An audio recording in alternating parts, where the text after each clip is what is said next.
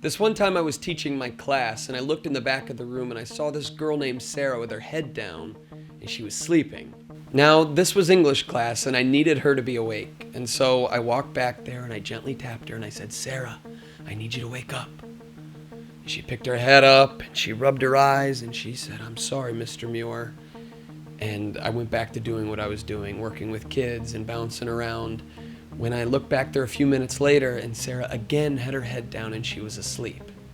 So I walked back again, and this time a little bit louder. I said, "Sarah, I really need you to wake up right now."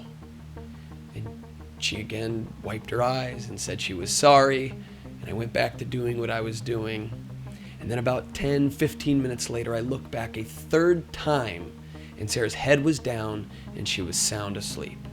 Well, clearly the first two times where I was Mr. Nice Guy didn't work.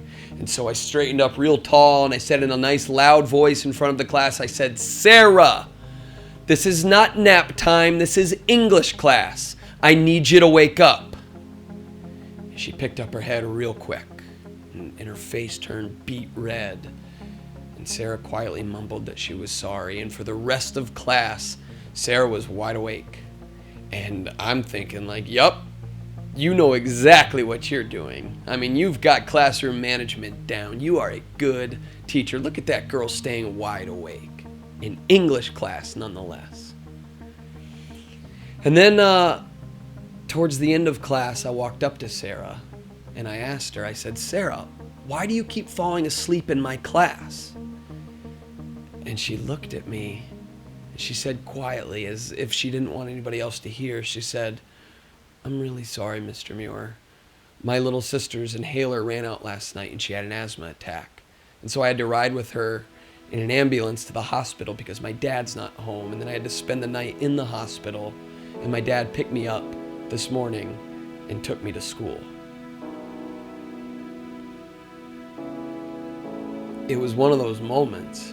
It was like this shot to the heart.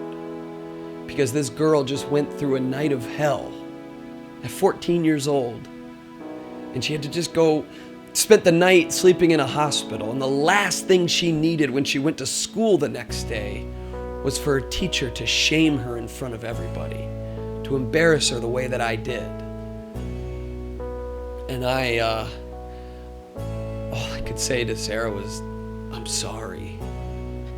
I apologize for treating you the way that I did." She said, "Oh no, I'm sorry for falling asleep in your class." I said, "Sarah, if I just went through what you just went through, I would have fallen asleep too." And I learned a very important lesson that day.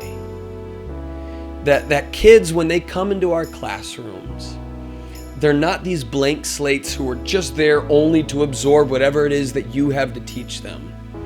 Instead, they're living these stories with real conflict. And as their teacher, I'm just being invited to be a small part of that story. But the small part that I play, as we teachers play, has a monumental impact on how that story unfolds. I mean, Sarah, she really does raise her little sister. And her dad really does work all night long, and her mom is completely out of the picture.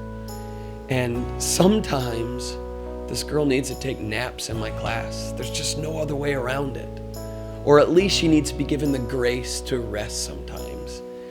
And as much as I hate the memories of this experience, I hate thinking of that feeling of shaming a kid the way I did, I learned so much about Sarah in that 5-minute conversation. And I started asking her more questions about her life, about her story, about her little sister, how she's doing, how her dad's doing, and then how she's doing. And in the process, I got to share a little bit about myself too. And Sarah and I agreed that if she's ever feeling really, really tired, she can just give me a special nod and we can figure something out. I was reminded of the great teachers from my own story, how they did a lot of things really, really well, but at the heart of all of it was building relationships with their students. And I think that's what it comes down to. The best teaching, the great teaching, starts with relationships.